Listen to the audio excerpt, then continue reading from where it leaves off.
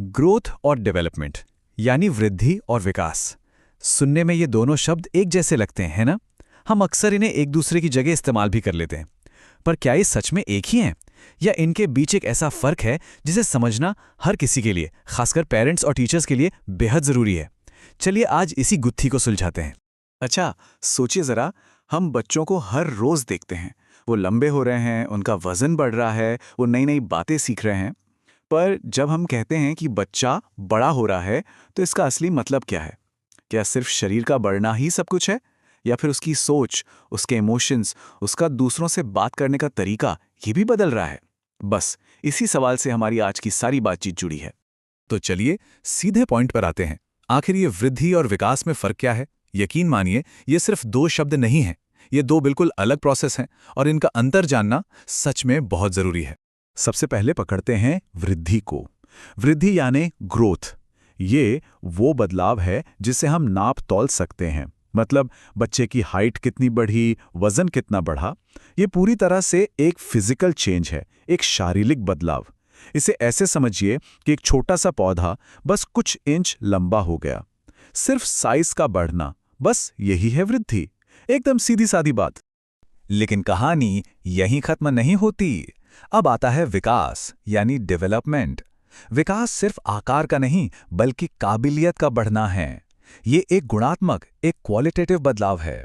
इसमें शरीर, दिमाग, समाज और इमोशंस, हर तरह की तरक्की शामिल है। अब उसी पौधे के बारे में दोबारा सोचिए। उसका सिर्फ लंबा होना वृद्धि थी, लेकिन अब उस पर कलियां खिली, फूल आए, फल लगे। ये उसकी काबिलियत में बदलाव है। और बस यही तो विकास है। तो मोटे तौर पे क्या समझ आया? देखिए, वृद्धि यानी ग्रोथ एक उम्र के बाद रुक जाती है, पर विकास वो तो जनाब जिंदगी भर चलने वाला एक सफर है। ग्रोथ सिर्फ शरीर तक सीमित है, लेकिन विकास का दायरा बहुत बड़ा है। हमारी सोच, हमारे एहसास, सब कुछ इसमें आता है।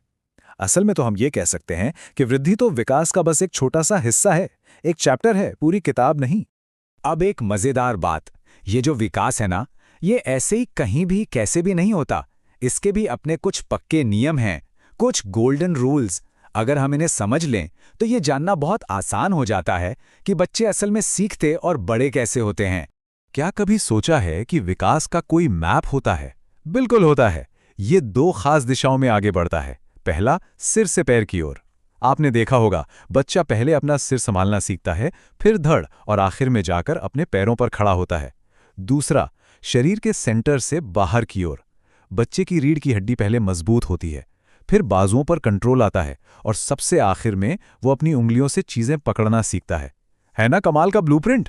अच्छा, क्या कभी ऐसा देखा है कि कोई बच्चा दौड़ना पहले सीखे और बैठना बाद में? अरे हो ही नहीं सकता, क्योंकि विकास का एक फिक्स्ड सीक्वेंस है, एक तय रास्ता। हर बच्चा पहले बैठता है, फिर घुटनों के बल चलता है, फिर खड़ा होता है, चलता है और तब जाके दौड़ता है। दुनिया की किसी भी कोने में चले जाइए, ये क्रम नहीं बदलता। चलिए फटाफट कुछ और मजेदार नियम भी जान लेते हैं। एक, विकास कभी रुकता नहीं। ये माँ के पेट से शुरू होकर जिंदगी भर चलता है। दूसरा, हर बच्चा खास होता है, हर किसी की रफ्तार अपनी होती है, इसलिए किसी की तुलना किसी से नहीं करनी चाहिए।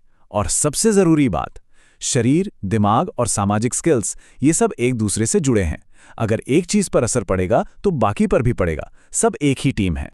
तो ये विकास होता तो है, पर इसे कंट्रोल कौन करता है? कौन सी चीजें हैं जो इसे बनाती या बिगाड़ती हैं? और यहीं पर साइकोलॉजी की सबसे बड़ी और सबसे पुरानी बहस सामने आती है। नेचर वर्सेस नर्चर, यानी हमारा वंशानुक्रम बनाम हमारा वातावरण। इसे एक बीज और मिट्टी की तरह समझिए। एक तरफ है नेचर यानी वंशानुक्रम। वो बीज है जो हमें हमारे माता पिता से जीन्स में मिला है। हमारी आंखों का रंग, हमारा कद, हमारी दिमागी क्षमता की नींव सब वहीं से तय होता है। और दूसरे तरफ है नर्चर यानी हमारा वातावरण। वो है मिट्टी, पानी और धूप, हमारा परिवार, हमारा स्कूल, हमारे दोस्त। बीज कितना भी अच्छा हो, अगर मिट्टी और पानी ठीक नहीं मिला तो क्या होगा? तो ज्यादा जरूरी कौन है, नेचर या नर्चर? सच तो ये है कि ये सवाल ही गलत है। विकास इन दोनों का जोड़ नहीं बल्कि गुणनफल है। ये प्रकृति और पोषण की एक लगातार चलने वाली जुगलबंदी है। इनमें से एक भी अगर जीरो हुआ तो नतीजा जीरो ही होगा। एक के बिना दूसरा अधूरा है। विकास की बात हो और जीन पियाजे का जिक्र ना हो, ऐसा तो हो ही नहीं सकता। पियाजे वो महान मनोवैज्ञानिक थे जिन्होंने हमें ये समझने का एक बिल्कुल नया नक्शा दिया कि बच्चों की सोच आखिर विकसित कैसे होती है। पियाजे ने बताया कि बच्चे की सोच 4 बड़ी मंजिलों से होकर गुजरती है। पहली मंजिल में बच्चा दुनिया को छूकर, चखकर, अपनी सेंसेस से समझता है। दूसरी में वो भाषा और खेल-खेल में चीज़ों को सीखता है। तीसरी मंजिल में वो उन चीज़ों के बारे में लॉजिक लगाना शुरू करता है जो उसके सामने हैं। और आखिरी मंजिल में वो उन चीज़ों के बारे में भी सोचने लगता है जो सामने नहीं हैं, जैसे न्याय क्या है या भविष्य कैसा होगा। हर स्टेज सोच का एक नया लेवल है। ठीक है, ये सब बातें तो बहुत अच्छी हैं, पर इनका क्लासरूम में क्या काम? असल में सारा काम तो वहीं है। ये कोई किताबी ज्ञान नहीं, बल्कि एक टीचर का सबसे ताकतवर औजार है। जरा सोचिए, एक टीचर जब देखता है कि कोई बच्चा लंबा चौड़ा तो है पर क्लास में किसी से बात नहीं करता, तो वो समझ जाता है कि मामला सामाजिक विकास का है। जब वो कहानी सुनाकर सही गलत पर बात करता है तो वो बच्चों के नैतिक विकास को मजबूत कर रहा होता है। और रंग भरने जैसी एक छोटी सी एक्टिविटी वो सिर्फ मजे के लिए नहीं, बल्कि बच्चे की उंगलियों और दिमाग के कनेक्शन को बेहतर बनाने के लिए है। और जीन पियाजे की ये एक बात इस पूरी चर्चा का सार है। वो कहते हैं, शिक्षा का असली मकसद ऐसे लोग बनाना है जो नई चीजें कर सकें, ना कि सिर्फ वो दोहराएं जो पिछली पीढ़ियों ने किया है। और नई चीजें करने वाले लोग बनाने के लिए हमें पहले ये समझना होगा कि वो सीखते कैसे हैं, उनका विकास कैसे होता है।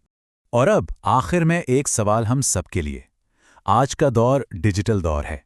Mobile phones, tablet, screen time, ये सब हमारी जिंदगी का हिस्सा हैं। ऐसे में एक बच्चे के सही, संतुलित और स्वस्थ विकास की जिम्मेदारी कैसे निभाई जाए, इस पर सोचना हम सबके लिए बहुत जरूरी है।